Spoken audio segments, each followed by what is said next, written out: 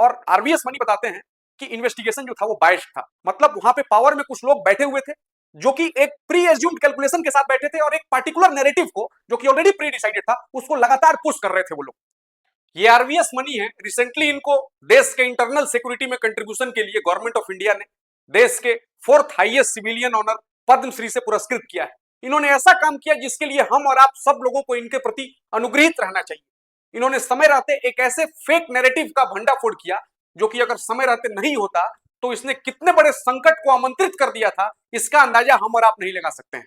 इन्होंने क्या किया, किस नैरेटिव को चैलेंज किया, इसकी एक बहुत इंटरेस्टिंग स्टोरी है। जरा इसको हम लोग समझने की कोशिश करते हैं। सामान्य शब्दों में समझने के लिए आप ऐसा एज्यूम करिए कि एक टेरर केस है और जिसमें पहले ही ये मान लिया गया कि विलन कौन है और उसको प्रूफ करने के लिए सब पूरे इन्वेस्टिगेशन को स्ट्रक्चर किया जाने लगा ताकि जो पहले ही से ही मान लिया गया है उसको प्रूफ किया जा सके।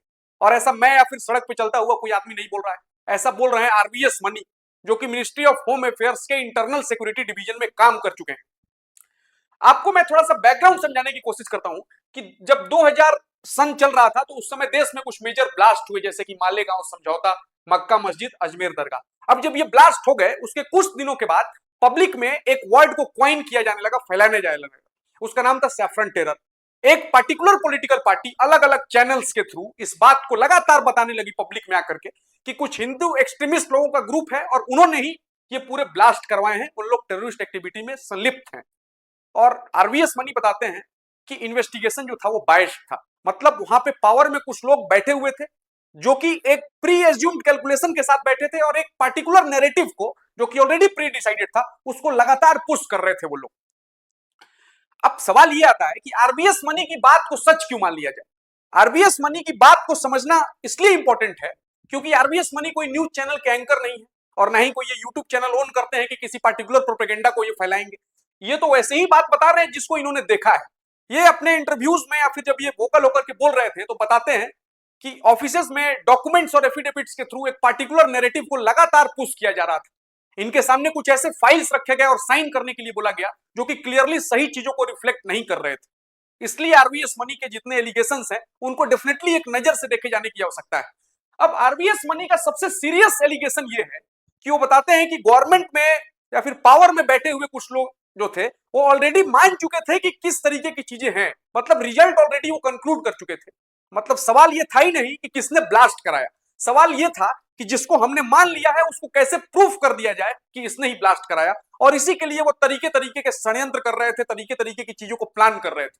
बेसिकली टू मेजर स्टैंड पे वो लोग चीज को डील कर रहे थे। पहला था एविडेंस, मतलब कुछ डॉक्यूमेंट्स वगैरह के बेसिस पे कोर्ट में जा रहे थे और फिर वहां पे लीगली इस बात को प्रूफ करने के चक्कर में लगे थे। और दूसरा था कि आप अपने चैनल्स के थ्रू, प्लेटफॉर्म्स के थ्रू पब्लिक के दिमाग में ये बात डाल दीजिए कि सैफरन टेरर नाम की चीज होती है।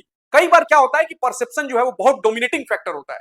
लोगों के दिमाग में एक बार लेवल छप गया, वो कुछ सही है गलत है इसका बात ही नहीं आता है। जनरल पब्लिक यही मान लेती है कि हाँ ये बात फैलाया गया मतलब ये चीज होगी।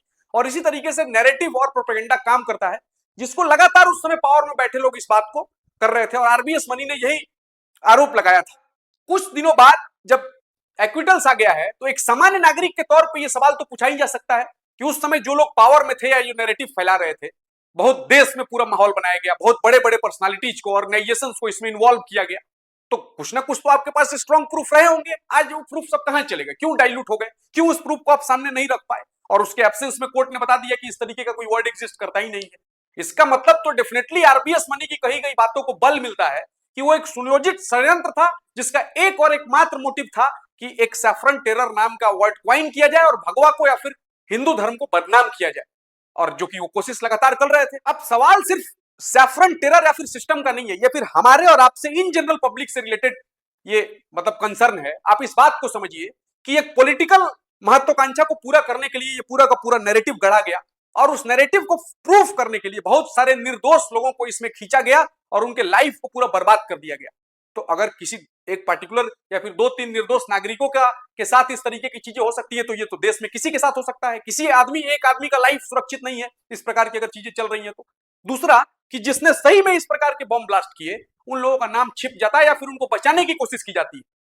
और तीसरा, जब इस प्रकार की बातें जो पब्लिक डोमेन में आती है तो सामान्य नागरिक का जो ट्रस्ट है वो टूटने लगता है गवर्नमेंट के ऊपर से, सिस्टम के ऊपर से, कि इस तरीके की भी चीजें हो सकती है क्या। तो इस पूरी घटना से हम लोगों को ये अलर्ट रहना चाहिए और बिल्कुल इसके बारे में सोचना चाहिए कि आरबीएस मनी जिस एंगल से बात कर रहे हैं क्या वो वैलिड है, और ये सब सारी चीजें हम लोगों को फ्यूचर में कुछ ऐसी घटनाएं नहीं हो इसके लिए आगाह करेंगी।